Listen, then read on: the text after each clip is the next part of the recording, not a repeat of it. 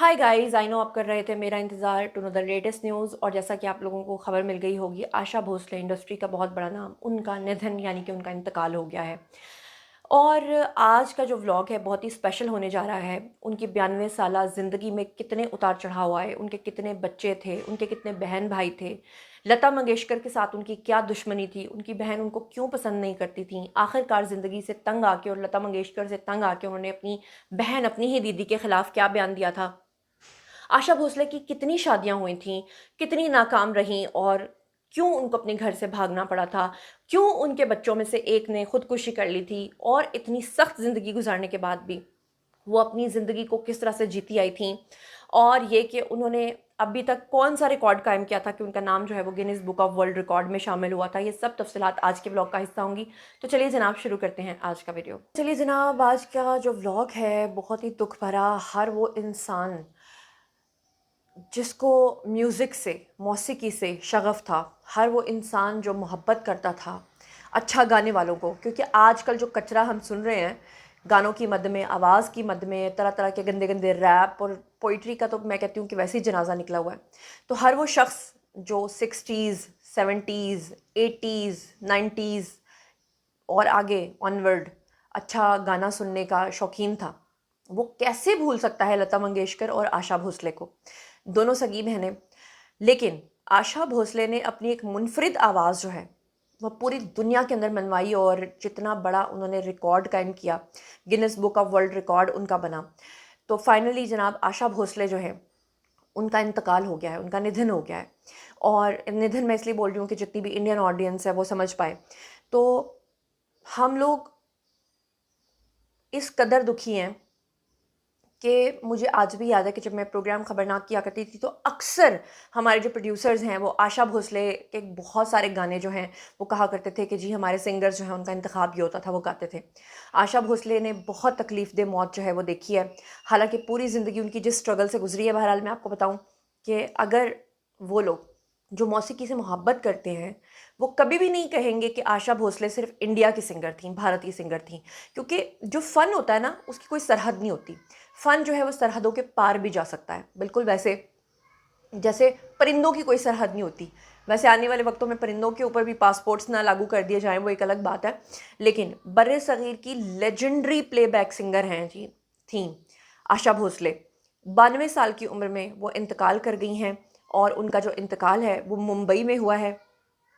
आशा भोसले के कितने बच्चे और सारी जो बायोग्राफी है वो मैं आगे चल के आपको बताती हूँ। लेकिन सबसे पहले ये बता दूँ कि आशा भोसले के जो बेटे हैं जी, उनका नाम है जी आनंद भोसले। उन्होंने अपनी वालदा के इंतकाल की खुद तस्दीक की है। पूरे मीडिया को ये खबर भी उन्होंने ही बताई है। और उन्होंने ही बताया है कि जनाब उनकी वालदा की जो आखिरी रसूमात हैं, जो उनको क्रीमेट किया जाएगा, जो उनको अब जलाया जाएगा, उसकी जो रसूमात हैं वो कल शाम 4 बजे मुंबई में अदा की जाएंगी। आशा भोसले जो हैं, हफ्ते के दिन उनको मुंबई का ब्रीच कैंडी हॉस्पिटल है वहाँ मुंतकिल किया गया था। और आपको ये बता दूं कि ब्रीच कैंडी हॉस्पिटल भारत का वो हॉस्पिटल है जिसमें ज़्यादातर इनके जो वीवीआईपीज़ हैं या जो इनके स्टार्स हैं या इनके जो पॉलिटिशियंस हैं वो अक्सर वहाँ पर दाखिल होते हैं। ब्रीच कैंडी में मेरे ख्याल से अमिताभ बच्चन भी एडमिट रहे हैं, वहीं पर शायद श्रीदेवी को भी ले जाया गया था। लेकिन खैर बहरहाल ब्रीच कैंडी हॉस्पिटल के अंदर उनको शदीद अलालत के बाद, शदीद वो सीरियस हो गई थी, उनको ले जाया गया था, दाखिल कराया गया था, जहां उन्हें शदीद थकन और ख़ास तौर पे जो उनका मेन प्रॉब्लम था जिसकी वजह से उनको एडमिट कराया गया था वो था सीने का इन्फेक्शन। उसके बायस उनको वहाँ पर काफ़ी अरसा जो है वो ज़ेरे इलाज भी रखा गया। और उनकी जो एक पोती है जिसका नाम है जी जन्नाई भोसले, उसने सोशल मीडिया पर आकर लोगों को बताया कि उनकी दादी की तबीयत काफ़ी ख़राब है और ख़ानदान और उनके जो मद्दाह हैं वो इस मुश्किल वक्त में उनकी प्राइवेसी का एहतराम करने की उनकी जो पोती है उसने दरख्वास्त की थी कि उनका बराए मेहरबानी उनकी प्राइवेसी का ख्याल रखा जाए। क्योंकि आपको याद होगा कि अभी कुछ ही अर्सा पहले धर्मेंद्र की बड़ी दर्दनाक मौत हुई और धर्मेंद्र की जब मौत हुई थी तो हॉस्पिटल के अंदर से उनकी फुटेजेस जो हैं वो लीक हो गई थी, जिसके बाद आपको याद होगा कि हॉस्पिटल के बाहर और सनी देओल के घर के बाहर जो है पूरा मीडिया आ गया था। और उसके बाद सनी देओल ने बाकायदा तौर पे मीडिया के लोगों को गालियां भी निकाली थी, लेकिन उसके बावजूद भी बी टाउन के लोग वहां से नहीं गए थे। चलिए मैं अब आपके सामने सारी डिटेल, उनकी पूरी बायोग्राफी, उनकी पूरी ज़िंदगी का उतार चढ़ाव जो है वो चंद सत्रों में आपको बयान कर दूंगी, वरना सोचे कि ये 92 ईयर्स, जो 92 साल उम्र उन्होंने पाई है, इसमें कितने उतार चढ़ाव उन्होंने अपनी ज़िंदगी में देखे, कितने ज़ख्म आए, कितनी तकलीफ़ें आई और कितने मामलात जो हैं वो ऊपर नीचे हुए, कितने नशीब व फराज आए। चले शुरू करते हैं। उनका जो पूरा नाम था जनाब वो था आशा मंगेशकर, लता मंगेशकर और आशा मंगेशकर। लेकिन बाद में कहा जाता है कि जो आशा भोसले हैं उन्होंने अपना नाम मंगेशकर हटा के अपने नाम के साथ भोसले लगा लिया था। पैदाइश की अगर हम बात करें तो 8 सितंबर 1933 को यानी कि 1933 में वो पैदा हुई थी। जाए पैदाइश उनकी सांगली, महाराष्ट्र, भारत, वहाँ से उनका ताल्लुक़ था। इंतकाल उनका हुआ है जनाब 12 अप्रैल 2026 को मुंबई के ब्रीच कैंडी हॉस्पिटल में। पेशा आप लोग अच्छे तरीके से जानते हैं कि वो प्लेबैक सिंगर रही हैं, लेकिन बहुत कम लोग जानते हैं कि उन्होंने एक्टिंग भी की है और इससे भी कम लोग ये जानते हैं कि वो एक कारोबारी शख्सियत भी थी। उनका एक रेस्टोरेंट भी था। बहरहाल ख़ानदान और भाई बहन भाई जो हैं उनके सिबलिंग्स की अगर हम बात करें तो आशा भोसले जो हैं वो एक पूरे बहुत कम लोग शायद जानते होंगे कि उनका जो पूरा ख़ानदान था वो एक म्यूज़िकल घराने से ताल्लुक़ रखती थी। वालिद जो हैं उनके, उनका नाम था जी दीनानाथ मंगेशकर। क्लासिकल सिंगर थे खुद उनके अपने वालिद, इसीलिए उन्होंने अपनी दोनों बेटियों को ट्रेंड क्लासिकल सिंगर भी बनाया था। उसके अलावा प्लेबैक सिंगिंग भी वो करती थी और वर्सटाइल सिंगिंग थी भाई दोनों बहनों की। बहन उनकी कौन नहीं जानता, वर्ल्ड्स फेमस लता मंगेशकर, जो सबसे मशहूर हुई भारत की इंडस्ट्री में। ख़ास तौर पे लता मंगेशकर की जो सादगी थी, जो उनका सच बोलना था, वो लोगों को बहुत ज़्यादा पसंद था। लेकिन अनफॉर्चुनेटली ये जो दोनों बहनें थीं, आशा भोसले और लता, इन दोनों की बहुत सारे मामलात में बहुत सारी मुखालफत भी थी। दोनों एक दूसरे को पसंद भी नहीं करती थीं। लता मंगेशकर ने बहुत छोटी उम्र में अपनी ज़िंदगी के अंदर बहुत सारे उतार चढ़ाव देखने के बाद बहुत सारी मैच्योरिटी हासिल कर ली थी। वहीं आशा भोसले को इन चीज़ों को अटेन करने में बहुत सारा वक्त लग गया था। यही वजह थी कि आशा भोसले जो हैं वो अक्सर लता मंगेशकर की राय से इख्तलाफ रखती थीं। अभी कुछ ही अर्सा पहले लता मंगेशकर जब इस दुनिया से गई थीं तो उनका एक इंटरव्यू बहुत ज़्यादा मशहूर हुआ था जो उन्होंने अपनी ज़िंदगी में दिया था। और जब उनसे ये पूछा गया था कि बताइए कि आप इतनी मशहूर, इतनी कामयाब सिंगर हैं, अगर आपको एक और जन्म मिले तो क्या आप दोबारा से इसी अवतार में वापस इस दुनिया में आना पसंद करेंगी? तो लता ने कहा था कि मैंने अपनी ज़िंदगी में इतनी तकलीफ़ें देखी हैं कि मैं दोबारा एक साधारण, एक आम सी लड़की बन के इस दुनिया में आना चाहूँगी। मैं कभी नहीं चाहूँगी कि मैं लता मंगेशकर के अवतार में इस दुनिया में आऊँ।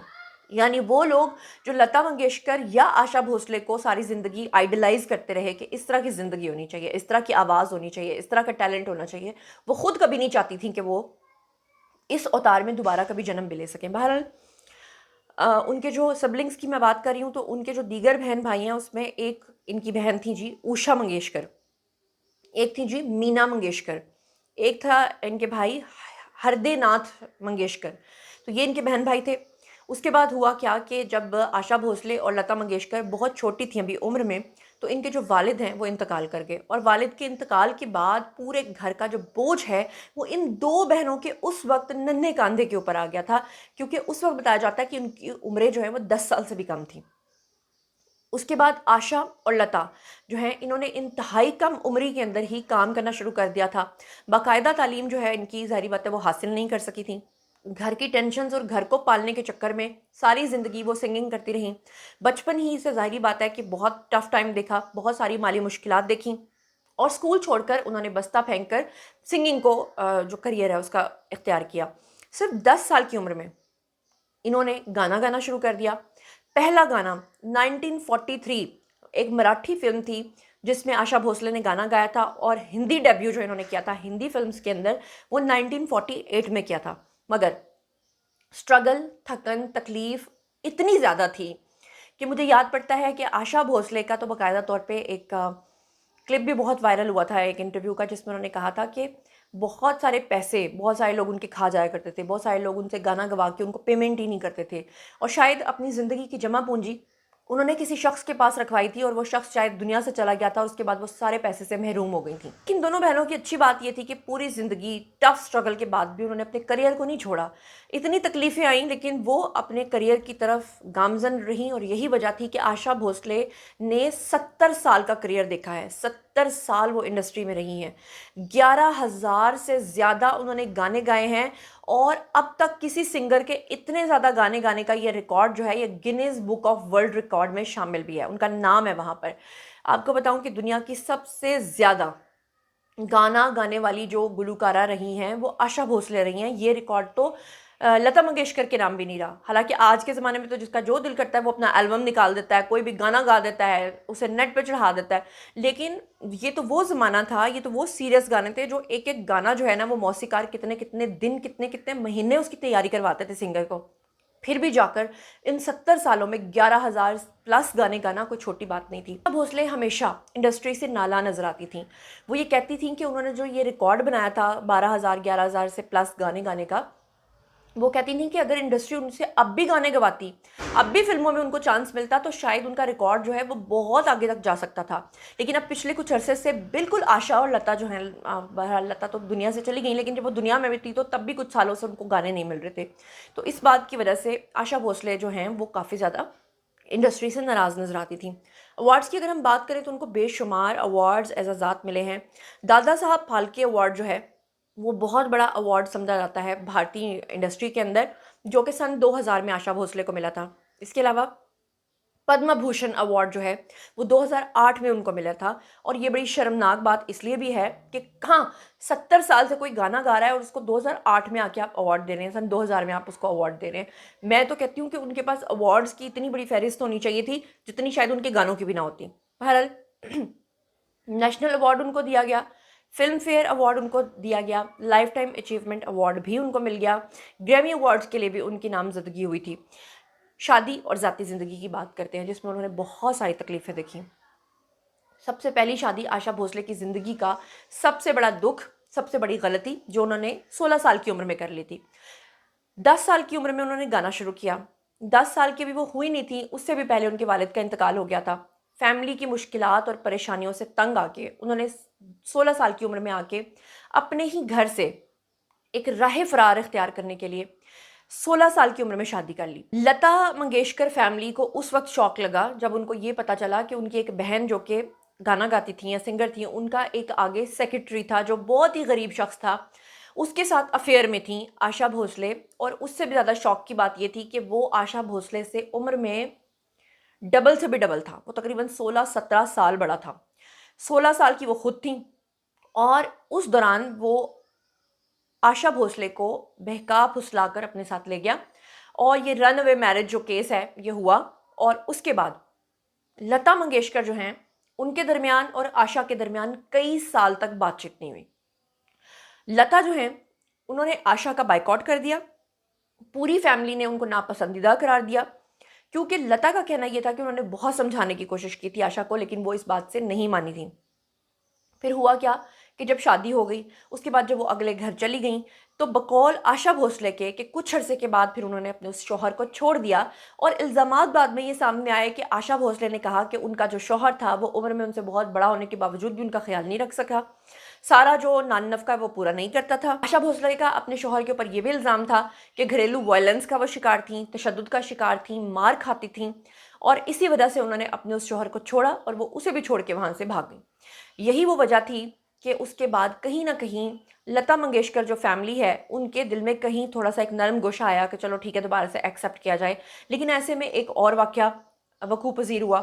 वो ये हुआ कि जो आशा भोसले हैं उन्होंने आर.डी. बर्मन के साथ शादी कर ली। जो आशा भोसले के पहले शौहर थे उनका नाम था गणपत राव भोसले उनका नाम था। और वहीं से आशा भोसले का नाम भोसले चलता आ रहा है।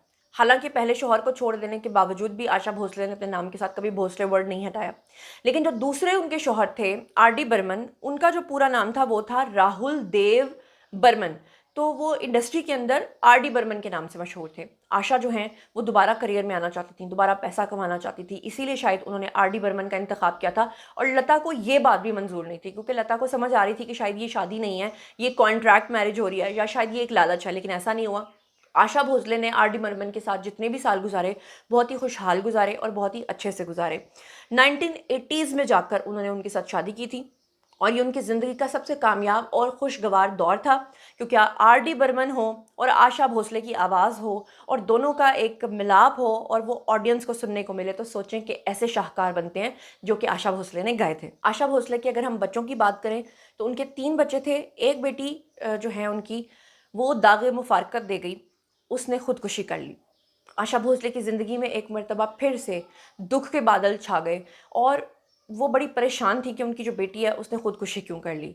ये उनकी ज़िंदगी का एक ट्रॉमेटिक फ़ेज़ था। बहरहाल उनकी बेटी ने ख़ुदकुशी कर ली, लेकिन बाकी बच्चों के साथ फिर उन्होंने अपनी ज़िंदगी को स्टेबल किया। बहरहाल आशा भोसले की गुर्बत वाली ज़िंदगी, नाकाम शादी, बच्चों के मसाइल, बहन भाइयों के सारे मसाइल के बावजूद आशा भोसले का ये ख़्याल था या उनका ये कहना था कि लता की वजह से वो अपनी ज़िंदगी में उतनी कामयाब नहीं हो पाई जितनी कि वो हो सकती थी। यहाँ तक कि एक मर्तबा तो उन्होंने ये भी कह दिया था कि दीदी की वजह से मुझे गाने नहीं मिलते। दीदी के बारे में उनका ये ख़्याल था, जो लता थी उनको पूरी इंडस्ट्री दीदी कह के बुलाती थी। आशा भोसले के इल्ज़ाम के मुताबिक इसकी 2 बातें जो हैं वो निकाली गई थी इंडस्ट्री की तरफ से। एक तो ये कि लता क्योंकि प्लेबैक सिंगर थी तो हर हीरोइन की आवाज़ जो है वो लता की आवाज़ में होती थी, इसीलिए आशा भोसले को अलग से अपना एक मुनफरिद मकाम बनाना पड़ा। वो दूसरे गाने गाती थी, वो हीरोइन के लिए गाने नहीं गाती थी, ज़्यादातर तो वो गाने भी आइटम सॉन्ग्स गाती थी जो कि फ़िल्मों के अंदर होते थे। दूसरे नंबर पे उन्होंने इसलिए भी कहा था कि शायद वो ये समझती थीं कि लता नहीं चाहती कि आशा जो है वो उस मकाम पे पहुंचे, इसलिए वो उनके लिए लॉबिंग भी करती थी। इसके अलावा आपको पता ही है कि लोग क्या किरदार अदा करते हैं जब 2 बहनें इतनी बेहतरीन आवाज़ के साथ गाती हों, तो लोगों के कंपैरिजंस की वजह से भी 2 बहनों के बीच में इतनी बड़ी दरार जो है वो आ जाती है। आशा भोसले के अगर मशहूर गानों की हम बात करें तो चुरा लिया है तुमने जो दिल को, आज तक उनका गाना जो है वो बल्कि हमेशा हमेशा के लिए अमर है। पिया तू अब तो आजा उनका गाना कितना मशहूर है। दम मारो दम, इसके अलावा इन आँखों की मस्ती के ओ हो ये भी गाना उनका कमाल है। बहरहाल दिल और सांस की बीमारी की वजह से बताया जा रहा है कि जब ब्रीच कैंडी हॉस्पिटल में उनको ले जाया गया तो वहाँ पर उनके मल्टी ऑर्गन्स जो हैं उन्होंने काम करना छोड़ दिया, जिसकी वजह से वो इस दुनिया को छोड़ के चली गई। लेकिन नुसरत फ़तेह अली ख़ान जैसे लोग, लता मंगेशकर जैसे लोग, आशा भोसले जैसे लोग, मैं कहती हूँ कि शायद ये सुनहरा दौर कभी हम अपनी ज़िंदगी में देख सकें। आजकल ये जो यो-यो सिंग और पता नहीं क्या-क्या हम देखते हैं ना, अल्लाह ही बचाए। पता नहीं हमारी अगली जनरेशन्स को तो शायद पता भी नहीं होगा कि अच्छी सिंगिंग होती क्या है। बहरहाल ये था आज का वीडियो। बारी है जी आप लोगों की, आई कमेंट सेक्शन में बताइए कि आपकी कौन सी पसंदीदा शख्सियत है जिसके बारे में आप सुनना, जानना और देखना चाहते हैं। उस पर भी वीडियो बन जाएगा। अपना बहुत ख्याल रखिएगा। अल्लाह ने के बाद।